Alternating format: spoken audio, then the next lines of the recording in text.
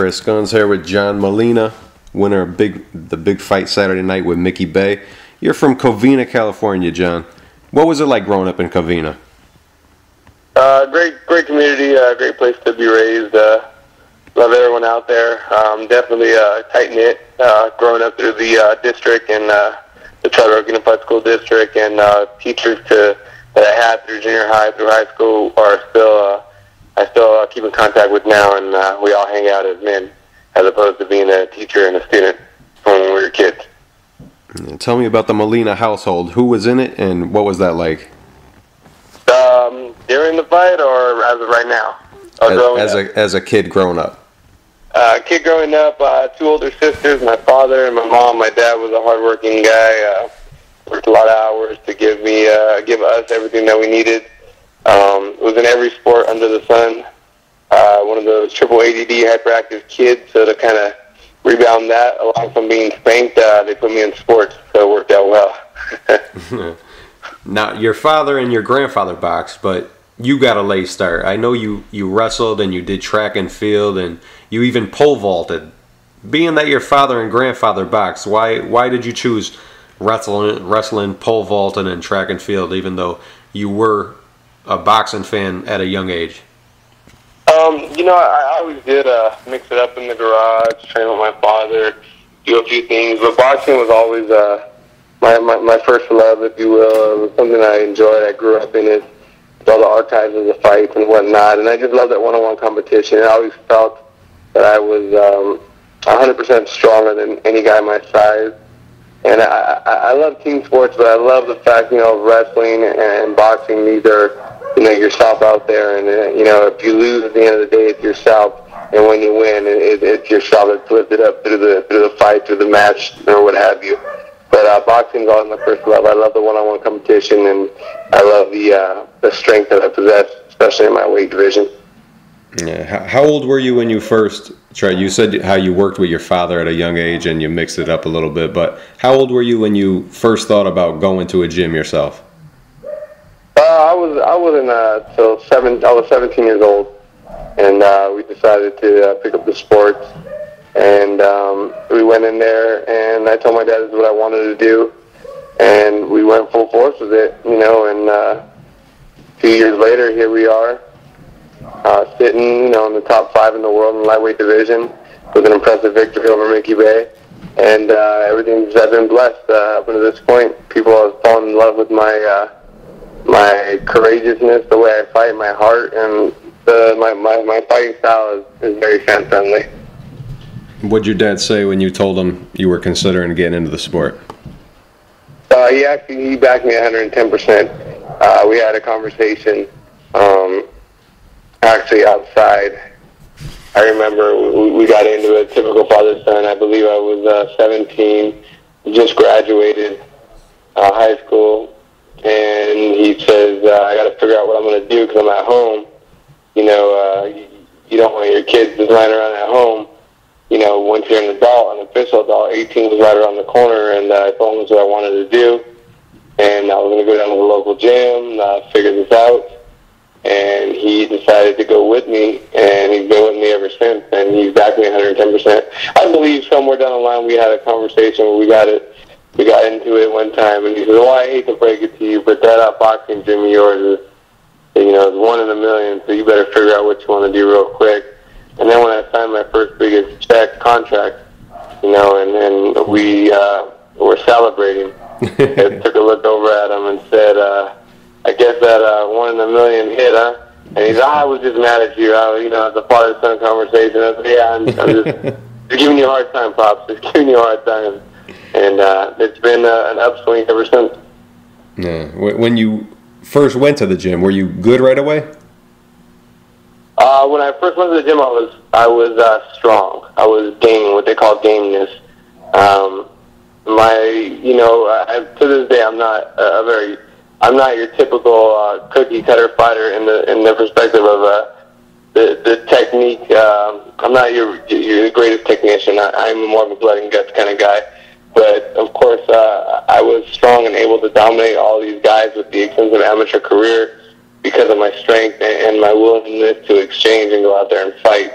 as an amateur, I knocked out 17 guys out of 22 fights. Not referee stopped, but knocked out. In the Golden Gloves, I knocked out everybody in the tournament to win the Golden Gloves, and literally knocked them off their feet where they weren't getting up, and also into convulsions at a couple of the open tournaments. And I realized then at first it was kind of a bad thing, because I realized I was a big puncher.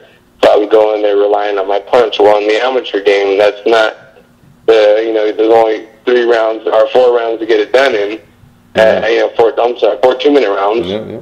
But there's not enough time to get it done. If you don't land that punch, you lose on the points. So my amateur career was short, sweet, and to the point. I got the experience I needed, and my style was more suited for the pros, and we made the leap from amateur to professional.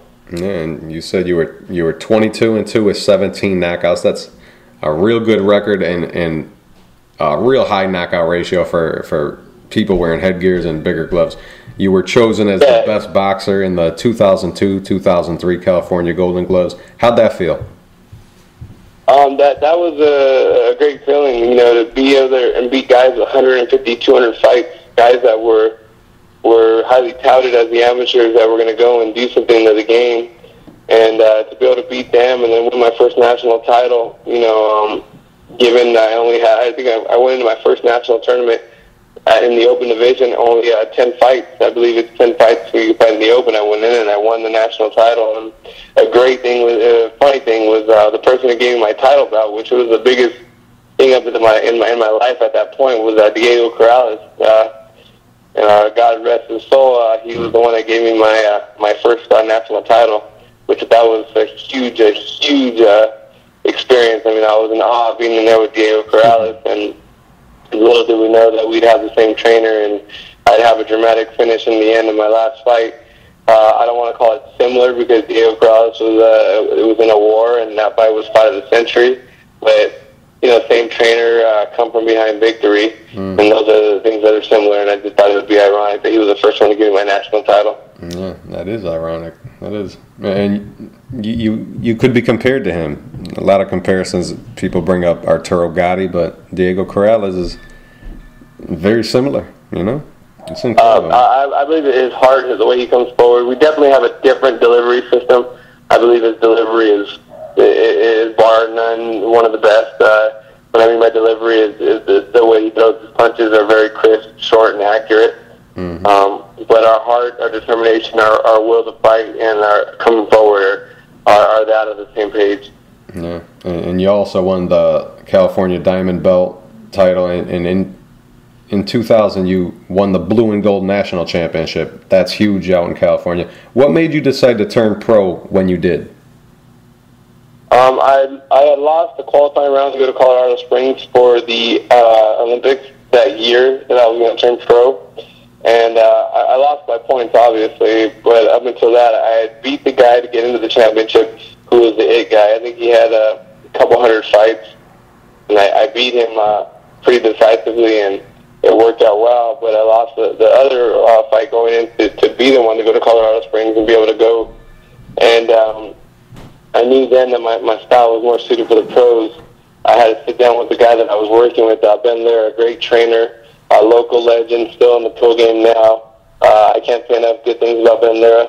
Matter of fact, as a professional, he took me to 14-0 with 10 knockouts early in my career. And we sat down. I remember coming back to the gym after that loss, and of course the loss is such a tough thing to digest. And I went back to the gym just feeling down about myself, like I let everyone down. And we sat in the office, and he said, "You'll never fight another amateur fight again. It's time to turn pro."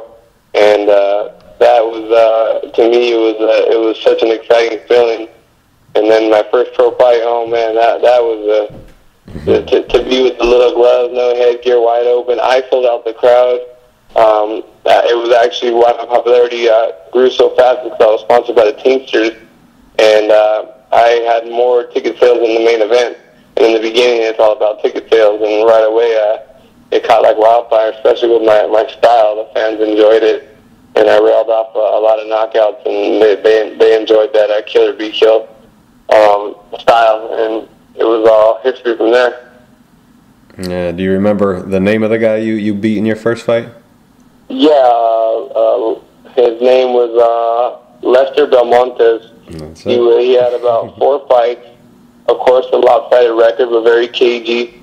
In there with decent guys up to that point, so he was experienced because he was in there with the, he was kind of a guy that he put you in there, not a trial horse, but he ended up being a trial horse. And I remember he hit me with a hard shot, and I said, "Whoa, okay, this is for real," because it felt like a dream. But I mean, I was nervous. Showtime was there. How ironic, they were the first ones to cover my fight. Obviously not on TV, but it was a Showtime event, a Showbox event, I believe. Mm-hmm. The main event was me, Brandon Rios, and Victor Ortiz, and we're all on the same card that night. Wow. And it was just a good night. I filled out the crowd. I knocked him out in the second round. I knocked him out pretty vicious. So his trainer was Jesse Reed. So he was decent if he had someone like Jesse Reed who was his trainer. Because Jesse Reed is, again, another highly touted trainer, great world-renowned trainer, in my opinion. At least, and I'm sure a lot of people would vouch for me in the boxing community, in the boxing world. So it was a great victory, great night. I remember feeling like a superstar coming out of the night and just got addicted to that feeling. It was great. Yeah, and I vouch for you too. Jesse Reed's a great trainer. You mentioned your trainer, Ben Lara. Tell me what made him the man for you, and what does he bring to a corner? I know that you still hold him in high respect and high esteem. What makes him such an effective coach?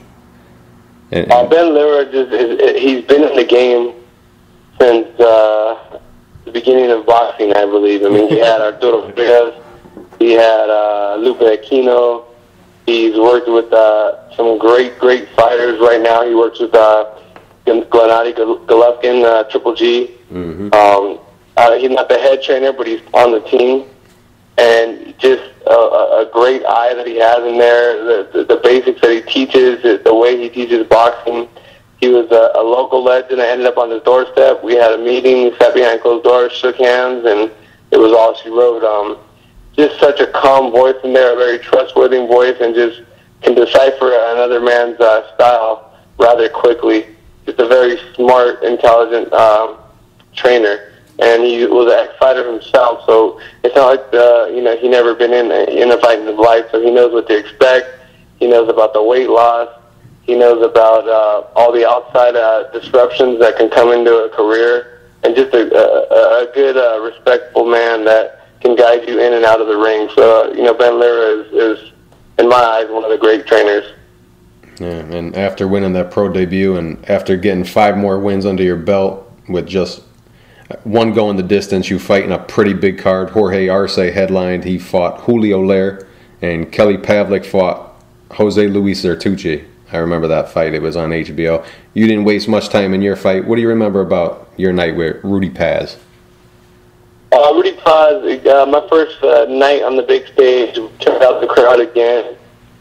Teamster sponsored me, so I remember selling 300, 400, 500 tickets plus. And, we packed the house. Going out there again, you say Arce and Kelly Pavlik when he fought Zertucci, and this was on the upswing of Kelly Pavlik's career when he was a devastating puncher. Mm-hmm. I don't say was, as he's not anymore, but going up, leading into him being the household name that he became. It was a great night for HBO, for me to be able to fight in front of Manuel Stewart at the time, rest in peace, and getting some exposure on a bigger level, more boxing fans there, more of the boxing community there. And we took care of Rudy Paz again. These guys were the guys that were set for me to beat him. All I had to do was go out there and do my job. But to perform under the pressure of the lights, the pressure of the HBO crew, the likes of Emmanuel Stewart, Jim Lamsley, Harold Letterman, these guys are the guys that are the mecca of boxing. So it was a great learning experience. Mm-hmm. And we took care of Rudy Paz. I believe I dropped him 3 times. Finally, Jack Reese called a halt to the belt. And I also cut him rather quickly. And it was just a good experience. At that point in my career, I was very excited to be a part of a big show like that and just another notch on the experience belt. So it was definitely a great night. Yeah, yeah. And a couple of fights later, you find yourself down for the first time in your career against Ron Boyd. Take me back to the Ron Boyd fight and the knockdown. Ronald Boyd, trained by Mark T. Sharp Johnson. So that, at that stage of my career, you look at all aspects other than just a fight. And you think, okay, he's got to be somewhat of a good fighter. Given who his trainer is, they're not going to waste their time, especially putting their name on the line. But if you really look back at that fight, Ronald Boyd, it was televised on Boxeo, if I'm not mistaken. And he stepped on my foot because he was a southpaw, and I had went down. I was up at the count of 2, and I believe 10 seconds later I knocked him out pretty devastatingly, and then hit him with about 8 unanswered punches, knocked him out in the same round across the corner from where he dropped me. And when they interviewed me after the fight, they asked what I was doing. I said I was going down there to look for a soft spot so I could lay him down. But everyone thought it was quite humorous with that response. Yeah. And he really stepped on my foot. It was actually, he was a southpaw, and what happened when we exchanged left hooks, yeah, he stepped on my toe and I went down, and they considered it a knockdown. Mm-hmm. And must have been a great round to see, though. So you keep active and you keep on winning. You beat Eddie Brooks in your next fight. That was your last fight at 2007, and you fought 5 times in 2008. Your last fight at 2008 was against Fernando Lizarraga, and that was your first fight with Goose and Tudor Promotions behind you. Take me back to signing with Goose and Tudor. How did that even come up? Well, me and Omar Lizarraga was my last fight under Ben Lira.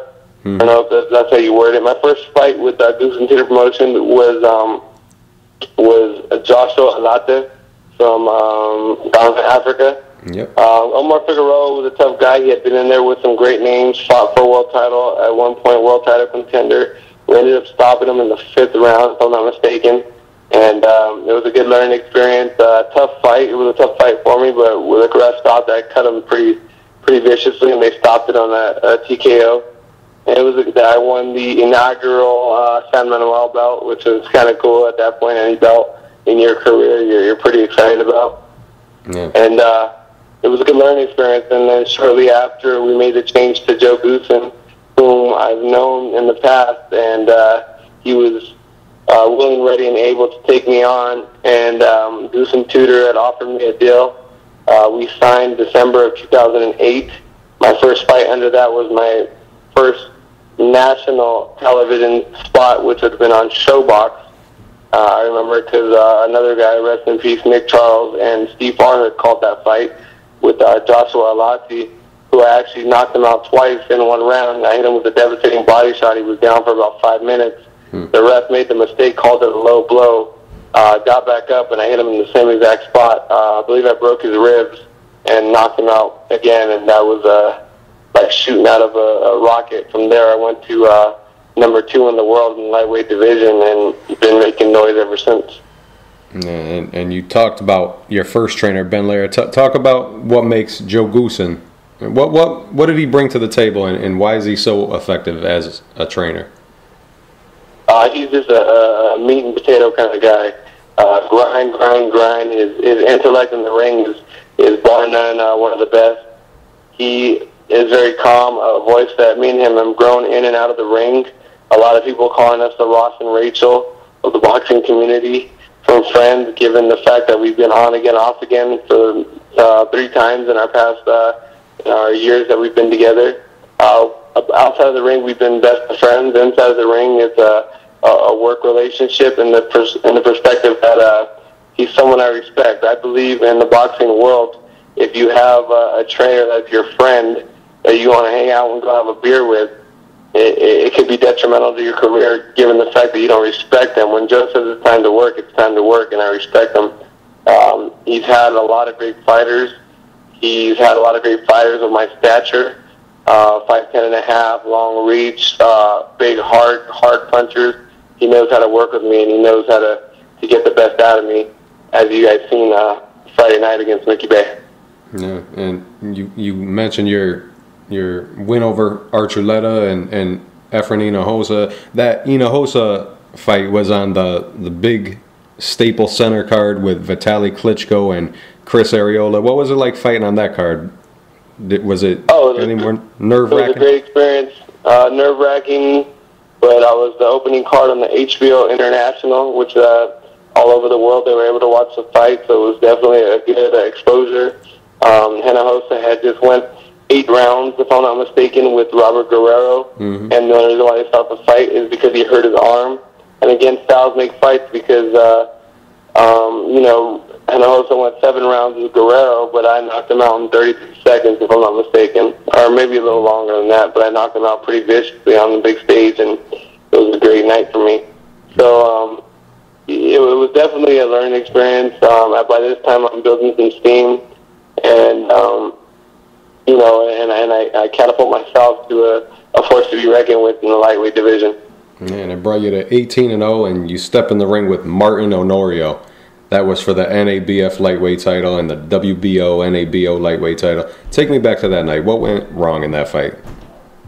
A learning experience. I actually I got sick. I had the flu, body aches. I had 103 fever going into that fight. Throwing up 5 minutes before the fight with the chills. Had I known then what I know now, I wouldn't have taken the fight. I would have canceled that fight on the spot. But at that stage in my career, it was my first headline on Showtime, and I didn't know if I was going to piss off the network. Would I get the opportunity to be back? So we took the fight, and obviously I lost a lopsided decision on the lopsided decision. And it worked out better for me because it was a learning experience, and I knew then I could go the distance to anyone, even given the stage that I was in, how sick I was. Yeah, so that was actually my next question. Do you wish you pulled out? And you already answered that. You would pull out now. You wouldn't do that again. You got to go in 100%, or not at all, right? John. I said you would not do that again. You wish you pulled out of that fight. At that point, yeah, but now, like I said, everything happens for a reason, and that was a blemish on my record that I could have had erased. All due respect to Martin Honorio, I believe if I was 100% healthy, I would have got him out of there because I did rock him in that fight on more than one occasion. And but it is what it is, and now where I'm at in my career, if I'm sick or anything to that effect, especially given the significance of the fight, of course I'm not going to put my livelihood in jeopardy for a fight like that if I'm under the weather. Yeah, and losing your first fight's never easy. And no, that was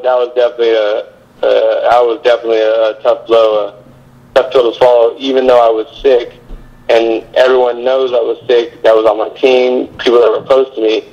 But the boxing community could be very unforgiving at times, and they can call it a lie, they can call it an excuse, they can call it whatever they wanted, which a lot of them did. So it was definitely a bump in the road. Yeah, well, you didn't sit and dwell on it for long. You came back just a few months later and scored another first-round knockout, and then you make easy work of Jose Antonio Izquierdo.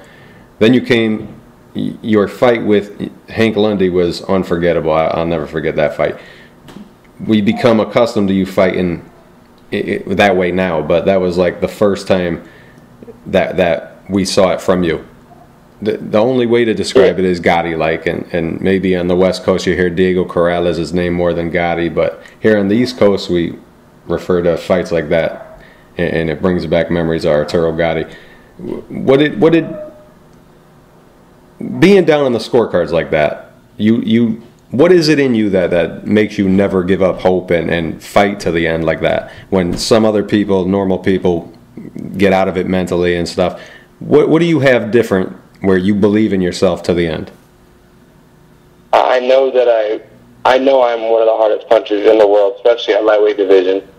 I know when I land my shots and I hit you, it's going to hurt you, and I'll be able to take advantage of it. And I train myself to be in the best shape, to know that I got to go from first bell to end bell throughout the fight. And I love being in that kind of fight. I love being in a dog fight.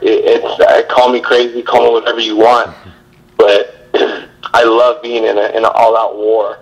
I don't want to sit and touch and move and be in Dancing with the Stars. I want to sit there and exchange, take your best, and I'll give you my best, and we'll see who's left standing at the end. In my eyes, again, like with the Lundy fight, I never felt like I was going to lose that fight. In my eyes, I knew that I was going to win that fight. Leading up to the fight, there was no possible way I was going to lose that fight. You have to think that way. You got to set your mind to a certain channel that leading into that fight, there's no way on God's green earth that I'm going to lose that fight, and that's the way I was thinking throughout the whole duration of the fight. That's why I love having a 12-round. I hate having 10-round fights because I know that there's going to be times where we hit choppy water and we got to take it into the 12th round and take care of business. But as long as there's a tick on the clock and I'm in the fight, I'm always going to be in the fight. Yeah, that's 6 extra minutes, and a lot can happen in 6 minutes in a boxing ring. And with that win, you get the WBO, NABO lightweight title that you went for previously in your loss against Honorio, and you came up short. How did it feel to finally get that championship title? It's not the world title, but you're getting somewhere close to it. It was a great feeling. It was definitely a great feeling going into this guy's backyard. He was the undefeated fighter with his promotional team, just like very similar with Micky Bay.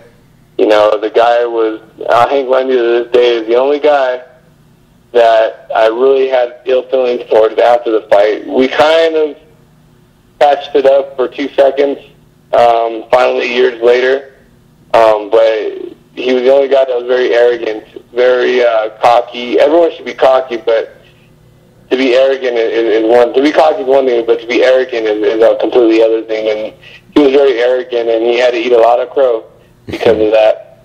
And that was something I was very happy. I loved every minute of that fight, letting him know that all his talk was it. It was talk.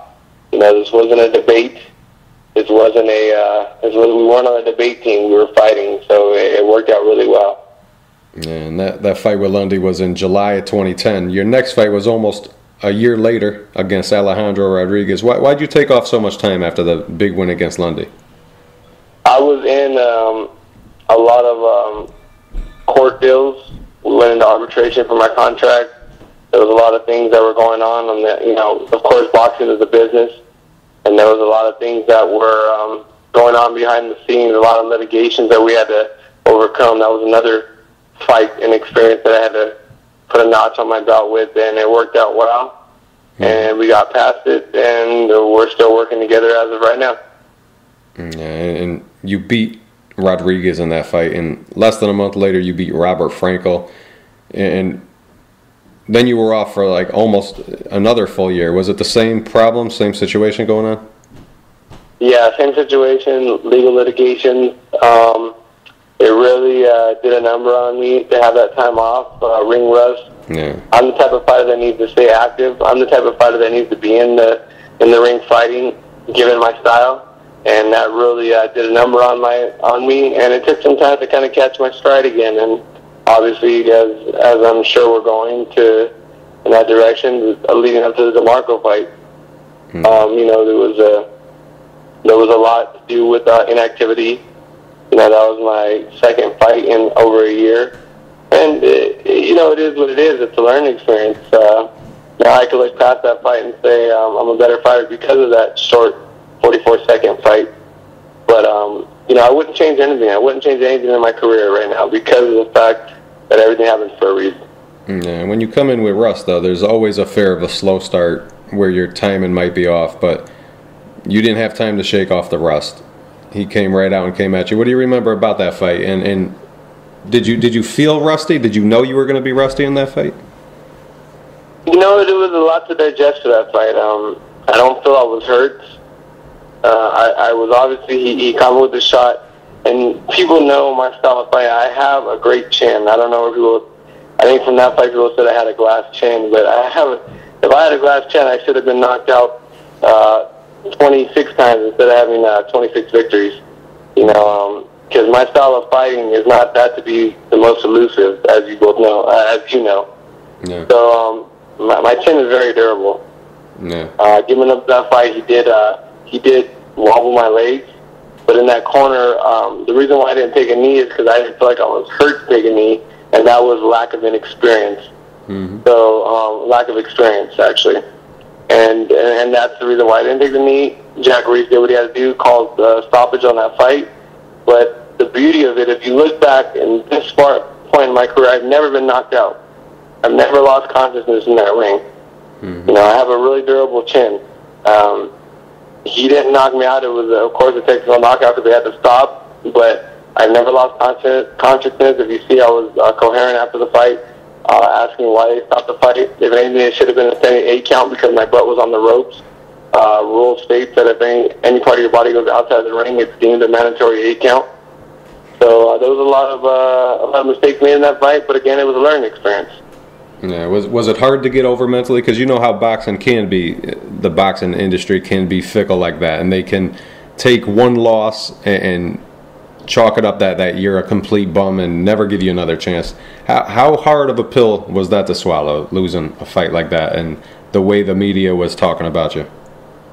No, it was definitely hard because I know who I am as a person. You just got to be mentally strong for it. You know, that was a tough point in my life, given the drama outside of the ring and inside of the ring, and it was definitely a learning experience. I'm a better man because of it today. But yeah, it's very difficult, and that's where the difference between a fighter and another fighter is going to be. If you're a person that gets discouraged easy, you have no business being in the boxing game. Because discouragement is going to be a big part of your career, in every aspect, every angle, and you got to be able to have the ability and the mental toughness and the mental capacity to be able to get past all of that. If you don't have that, if you're easily deterred and easily discouraged, you're not going to make it very long in this game. And you came back just a few months later. It didn't take much time off. You fought Danny Williams, and you won. You won the WBO NABO lightweight title again.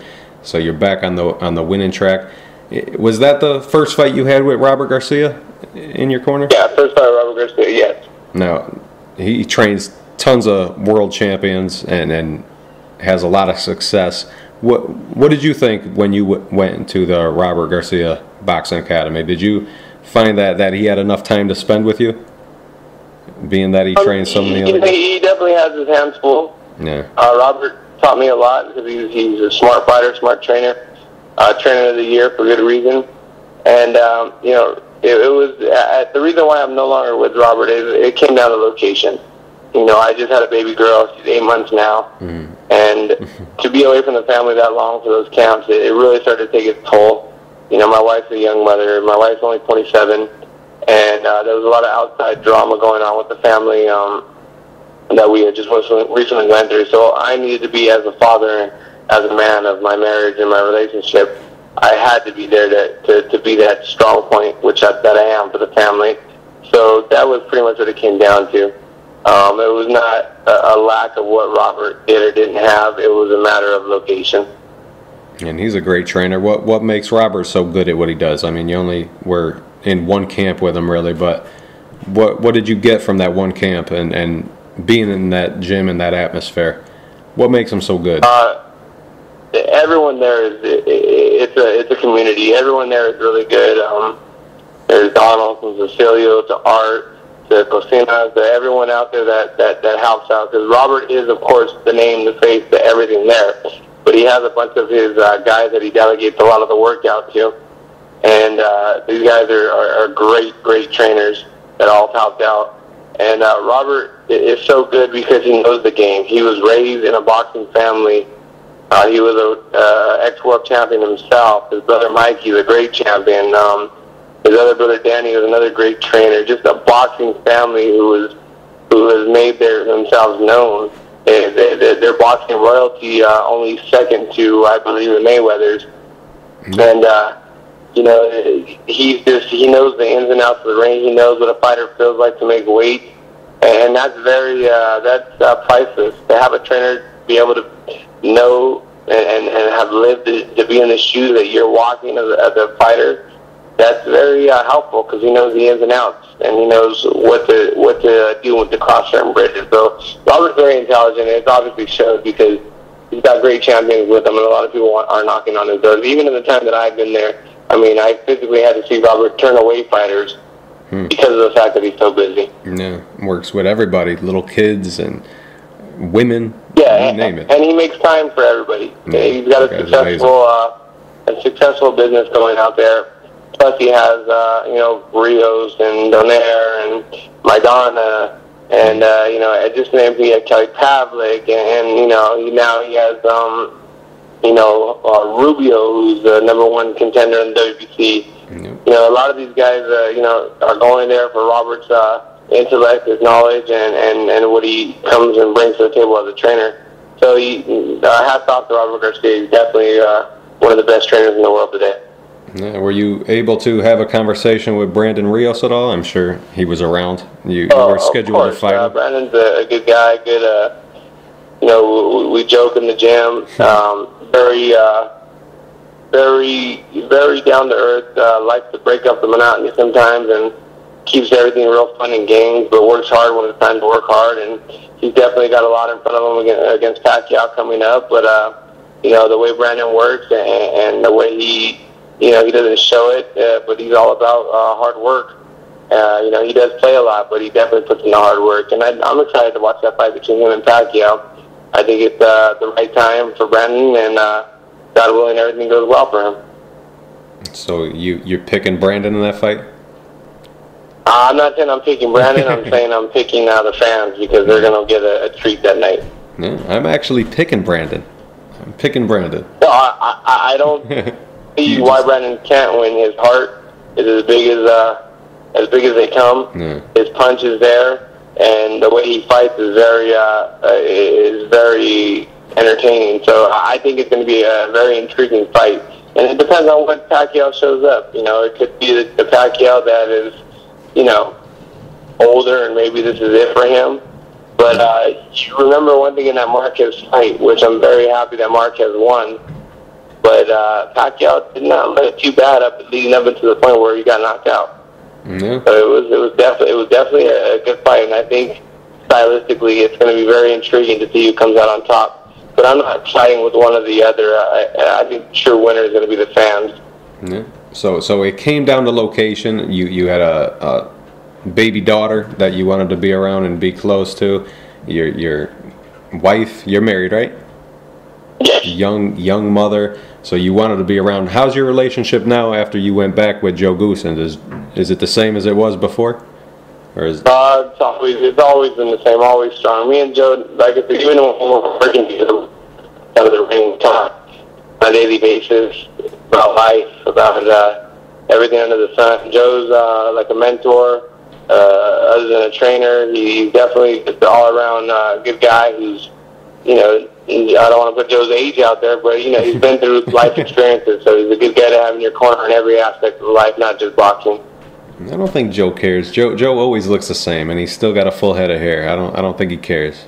He's definitely into his fashion, and but he's Joe Goosen, and he's definitely he's proven himself as a Hall of Fame trainer and to be a force to be reckoned with in the training department. Yeah. So you were Robert Garcia. You stopped Danny Williams, knock him out in the 4th round, and then you go back to Joe Goosen, and your first fight back, you fight Andre Klimov.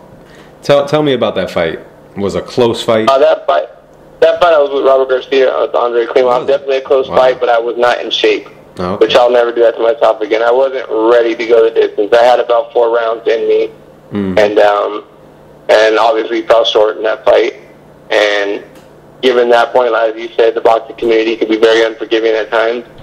And I knew I went back to the next day. Actually, I went to the gym the following week, talked to my promotional team, talked to my manager, and told him, give me the most meaningful, significant fight out there. I don't care who it is. I don't care if we're the B side. I don't care if we're going to someone's backyard. Get me that fight. I have something to prove. I don't care if it's an uphill battle. Let's make it happen. They came back to me with Micky Bay. I said, I agree. Let's go. Let's make it happen. I don't care what, where, and how. Let's make it happen. And the fact that we responded so quickly with a yes back to the other team of Bay, it took them about 2 weeks to actually pull the trigger. They were very hesitant. The us taking that fight for good reason, and I take that as a compliment. And obviously, we took that fight. We went into their backyard, Mayweather Promotions. Micky Bay's a Mayweather fighter fighting in Las Vegas, which is his home. And to have the most influential man in the sport of boxing today, other than Al Heyman, which is Floyd Mayweather, sitting ringside, it doesn't take a rocket scientist to find out I was fighting an uphill battle. Mm-hmm. If you won that Klymov fight, would you have went into the Micky Bay fight with Robert Garcia still, or would you have even taken that fight, you think? With Robert Garcia, I don't believe. I knew it was coming short given the location. Again, it wasn't a matter of what he had or what he didn't have. But no, I believe I was going back with Joe. I was already talking with him, and the ball was in motion because I knew I had to be home with the family. So there was already a discussion. It just so happened that it came off a loss, so a lot of people pin it to that, but that's not what it is. And there are a lot of people misconstrue and think that I'm bouncing around from trainer to trainer because there's that and the other. One, it really, you got to remember we're family men, and we're family guys too. We're not just about the boxing game, and this is my job. It's no different from a man getting transferred from one location to the other to be closer to his family, working a 9 to 5. It's the same concept. It wasn't a matter of that Molina lost, now he's going to bounce out and find another trainer. This is my job, and I have a family that I need to be the man of the house, which I am. And, I need to take care of my family, so I need to be around them as well. So, I think from a man's perspective, the boxing community should understand that, I'm a family man as well as a fighter. Yeah, and what was it like dealing with the money team and all the circus atmosphere that goes around there for that build up to the Micky Bay fight? You really didn't have much time to build the fight up. Tell me what it was like dealing with TMT and the money team. Floyd Mayweather Jr., nothing but respect. Very respectful, very hospitable. Treated us really well, made us feel comfortable. Even his team, those fighters, they were hostile, but if they were in my backyard, it'd be the same. Of course, I was going into this territory. I didn't expect to be treated like a best friend. I expected to be treated as the enemy. So we mentally prepared to go in their backyard and knew we were facing a hostile crowd. When I say hostile, very, remarks that they were making, that Micky Bay's going to take care of me, and this, that, and the other, and, stuff that I can't repeat. But I don't expect anything different from them. Now, again, it was all for show because behind closed doors, hey, Molina, we got nothing but respect for you, this, that, and the other. Did on Love, I believe. He came up to me, nothing but respect. A couple of the other fighters respected me, respect my heart, respected my game and the boxing game. And Floyd Mayweather Sr. also and Floyd Mayweather Jr., they were very respectful. So to go out there was definitely an experience, and I experienced the hostility and I experienced the good side of them. And then to come out as we came out on top, it was even that much better. Yeah, and it wasn't going good. It didn't look good going into the last round for you. How does it feel being in the ring and being down like that and having trouble finding the guy like you were and having all the money team fighters out there smiling? You have to hear them yelling things and you have to see them smiling. You don't lose any confidence in yourself and you still keep focused and believing in yourself still, even in that 10th round? Of course. Like I said, to be in this game, you got to be strong-willed and strong mentally. I didn't even hear them outside of the ring. I don't pay attention to that. If I do, I'm fighting them and Micky Bay. I have my hands full of Micky Bay as it is. A lot of people want to say, lopsided fight, I'm losing on the cards, which I'm not complaining. I'm not arguing that. Of course I was losing on the cards. It's not a point fight for me. Mm-hmm. It's a fight. At the end of the night, it's a fight. We call it a fight. It's not a points game. It's a fight. And at the same time, if you look back at the fight, which I've watched on numerous occasions, and you look back at the fight, there's something to be said. I think Steve Barnett said it best. I may not be winning the battle, but I'm setting myself up to win the war. I kept the pressure. I kept coming forward. I kept Micky Bate moving. I kept throwing punches, whether they were landing or not. I was effective in my own, our own strategic game plan that Joe Goosen has put on the table for me.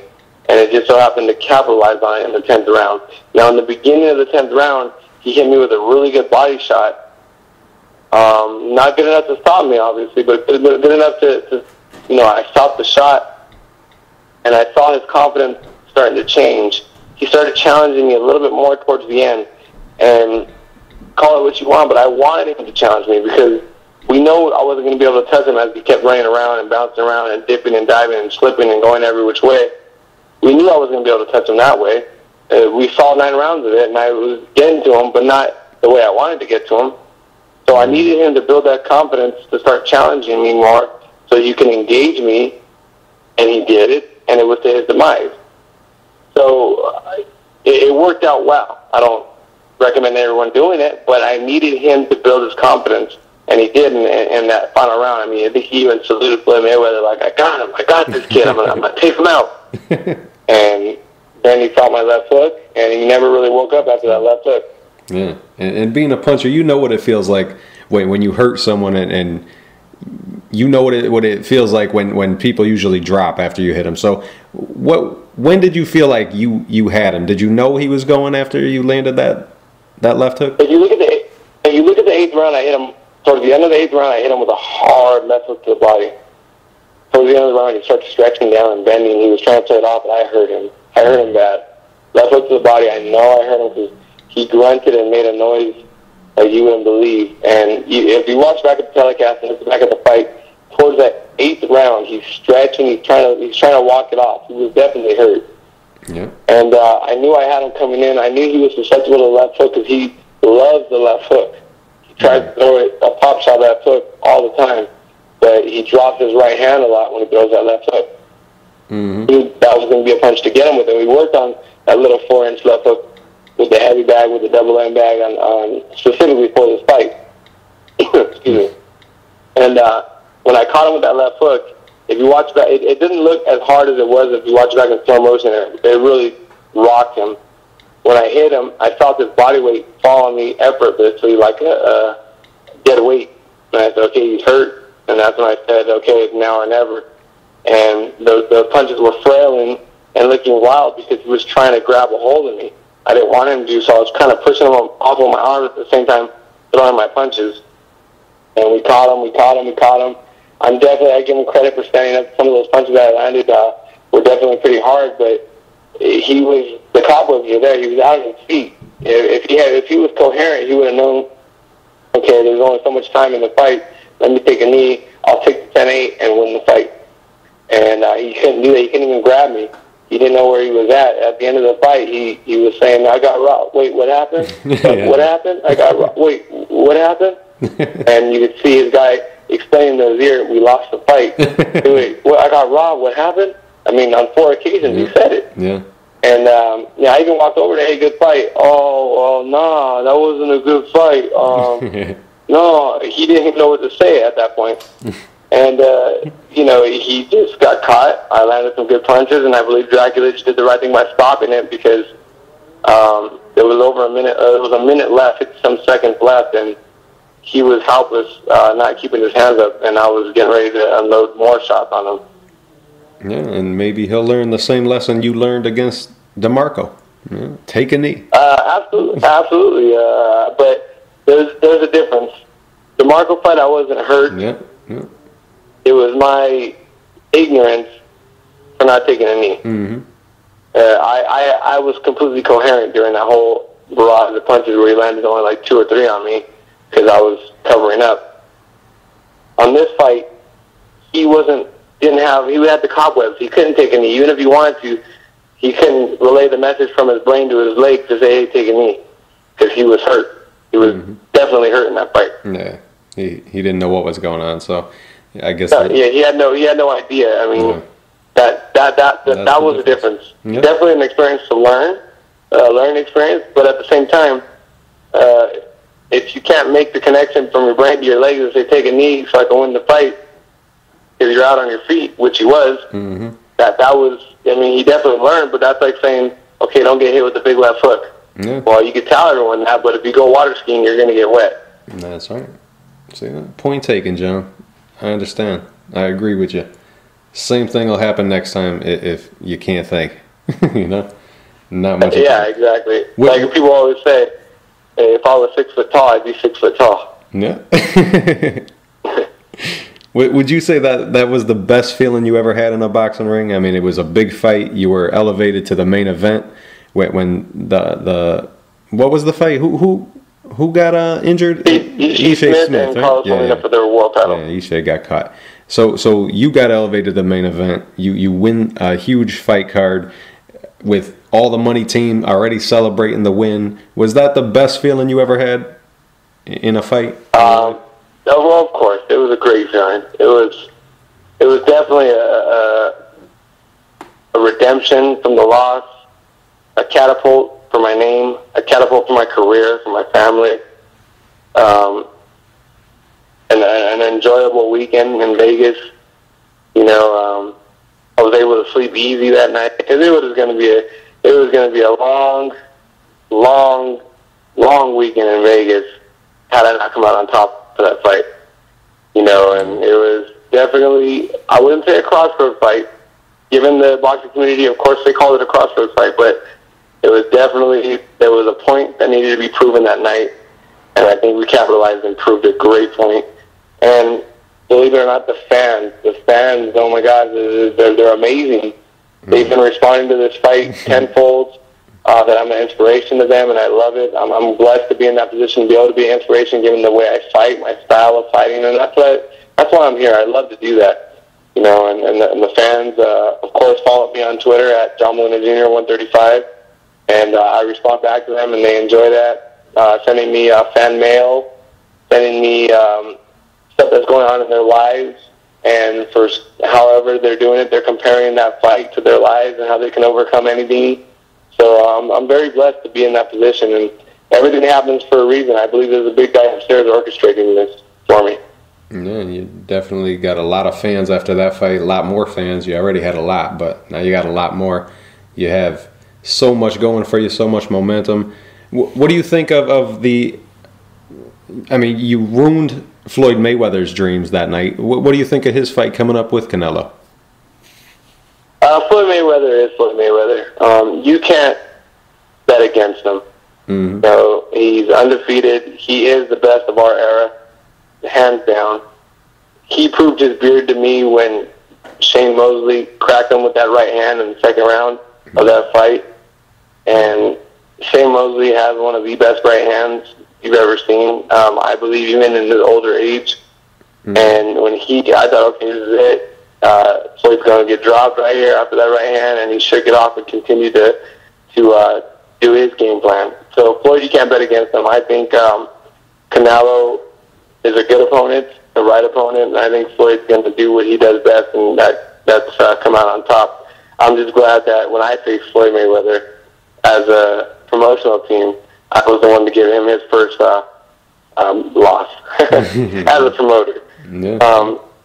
Obviously, but I believe going to that fight, if I'm a betting man, I'm betting with Floyd Mayweather to come out with a decision victory. And you break down fights like you're a matchmaker. I'm just going to throw one more fight out there. What do you think of the Danny Garcia-Lucas Matisse fight? Great fight, but I said it before, Lucas Matisse actually hit the top as a devastating machine and a puncher in the game. I've always thought he was the it man at that weight division, given the fights that I've seen him with Devin Alexander, and I forget who else he fought that he lost. Well, they call it a loss. I believe he won the fight. I think he's a home run hitter.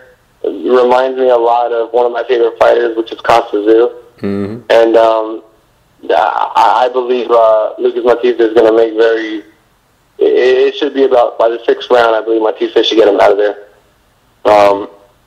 I think Danny Garcia is a great fighter, proving a lot of people wrong. I just don't see him having the firepower to sit in there and exchange with Lucas Matisse, who's one of the hardest punchers, and at 140, you know. And I think a lot of Lucas Ortiz there right now, and I'm going to take him knockout victory, 6th round. Maybe I think you're so good at breaking down fights because you're agreeing with everything I think, or I agree with you on everything. Do you think about commentating? Do you think about what you're going to do after boxing? I would love to be a commentator. I've done MMA before when Affliction had their promotional deal. I did their pay-per-view event, and I did exceptionally well. You know, luckily, one of those things I would love to tiptoe into as my career comes to an end. But as of right now, I'm full force. I'm a fighter, and I still need to make my mark in this game, and I plan on doing so. You know, one more thing with the Canelo Mayweather fight. It was such a genius move on the promoter's part because Canelo was such a big $1 million draw, but yet he's only 22 years old. Of course they're going to take the fight right now with Floyd Mayweather because when he does lose, he's young enough to blame it on youth. Mm-hmm. And he's still going to be that intriguing moneymaker because he is a great fighter. And like I said, I don't bet against Floyd Mayweather Jr., you know. You just can't do it. If you're a betting man, the money goes on Floyd all the time, and he's just, I mean, being there, the guys like even Victor Ortiz, I sparred with him on many occasions, and he deciphered Victor Ortiz relatively easy. Robert Guerrero, who's just a blood and guts guy, made him look very ordinary. Cotto gave him a hell of a fight, and I don't think it was what Cotto did as much as it was what Mayweather allowed him to do. This is why it was such an intriguing fight. Because Mayweather wanted to show that he was going to sit in there and exchange and fight. And again, you got to remember, leading up into that Cotto fight, you know, Mayweather was off, I believe, a year, if I'm not mistaken, to that Cotto fight. I mean, you name me another fighter that could be off a year, take an elite name, and still win decisively. Yeah. You know, the only guy to ever do it better than that would be Sugar Ray Leonard when he came back and fought Hagler after a 5-year absence from the ring. Yep. So Floyd Mayweather is definitely he's the man in this era. He's the man in this generation, and I believe he's going to remain undefeated come the night the fight with Canelo. Don't get me wrong, I like Canelo. I think he's a hell of a fighter, but you know he slowed down a little bit with a body shot from Austin Trout, and you know Floyd Mayweather is the it man. He is pound for pound the best man. As much as a lot of people don't like his antics outside of the ring, as much as people don't like the way he carries himself, but let's face it, he's earned the right to be cocky and arrogant. Yeah, yeah. It kind of. I just came to understand that, and I think he matured a little bit, and I think by Adrian Broner coming out the way he has, I think it took a lot of attention away from how annoying Floyd used to be. But I think Floyd's maturing now. I think he's getting a little older. No, definitely maturing. I mean, I don't think Floyd gets the kudos that he deserves. I mean, if you guys are familiar with when Chicanito Hernandez passed away, Floyd Mayweather stepped up and paid for the whole services of that. I mean, Floyd's got a good heart. He's a good. You got to remember, some of it is showmanship. He's a great showman. Yep. But his heart's in the right spot. I mean, he stepped up. He paid for those funeral services. He paid for everything. Yep. I mean, that's a man right there. I respect that. I take my hat off to Floyd for that. Yep. Again, I'm not saying that me and Floyd are best friends, and I'm a Floyd Mayweather 100% fan of what he does outside of the ring, but as a person, as a human being, I mean, he showed his true colors, especially with the Chicanito deal for paying for his services. Yep. Great gentlemanly move, definitely was. And early on in our interview, I asked you about the Molina household you grew up in. Tell me about this new Molina household. You got your young daughter. What do you love about being a father? Oh, man, every day waking up and, you know, we have the monitor in her room, and she's sleeping in her crib, I'm proud to say, because my wife is an awesome woman and doesn't let me break character on being, you know, when she cries and she's in her crib, we let her cry a little bit and we put her to sleep. And, you know, for me, I want to be daddy's, I want to be, you know, her hero. So she cries a little bit, I go in there and make sure everything's okay, but you can't always do that because then, you know, the baby learns to control your guys' life in a perspective. But being a new father is, I can't even put the words to what being a father means. I can wear sweats and the same T-shirt and the same shoes for the rest of my life, and it doesn't even hold a count. It doesn't matter. Myself, I don't matter anymore. I don't know. That's the best way to describe it.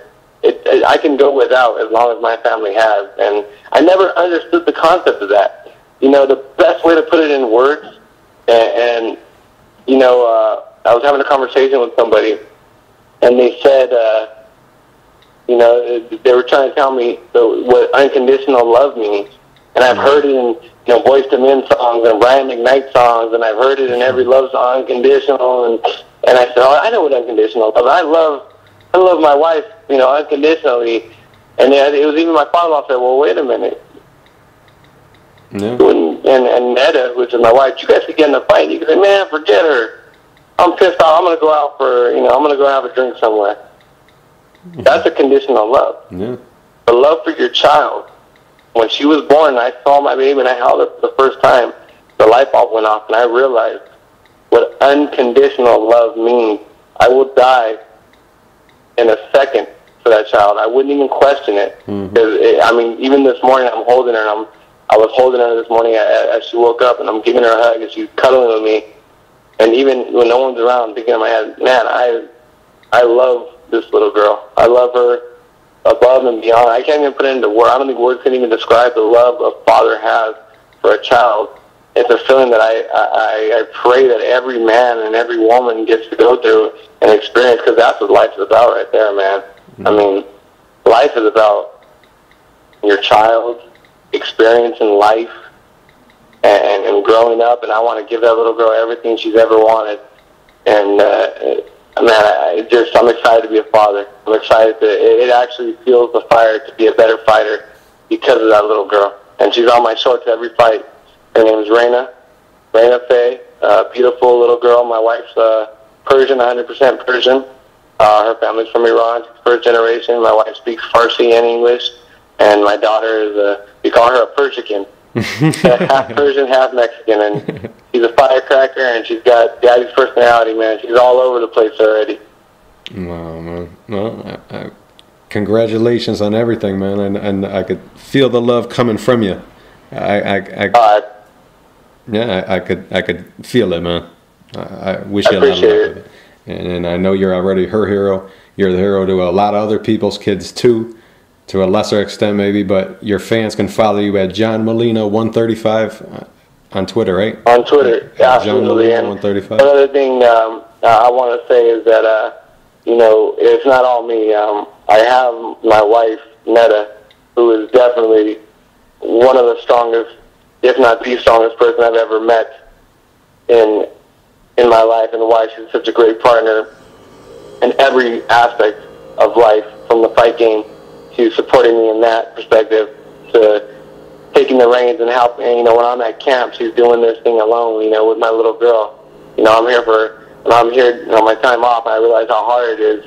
I'm like, wow, baby, you definitely got your hands full. So I got to give her a big shout out to my wife, Netta Molina, who's holding it down and being a super mom. And to all the mothers out there, especially the single moms that are doing it on their own, my hat's off to you, because this is a tough journey as it is as co-parenting with my beautiful wife. I can't imagine being a single parent. So my hat's off to all the parents out there that do this on their own, that do the grind, and that are actual hero and a good role model in their kids' lives. Now that I know firsthand what this entails, being a parent, 100% shout out to all those parents that are doing their job. I'll thank you for that, because I'm one of them.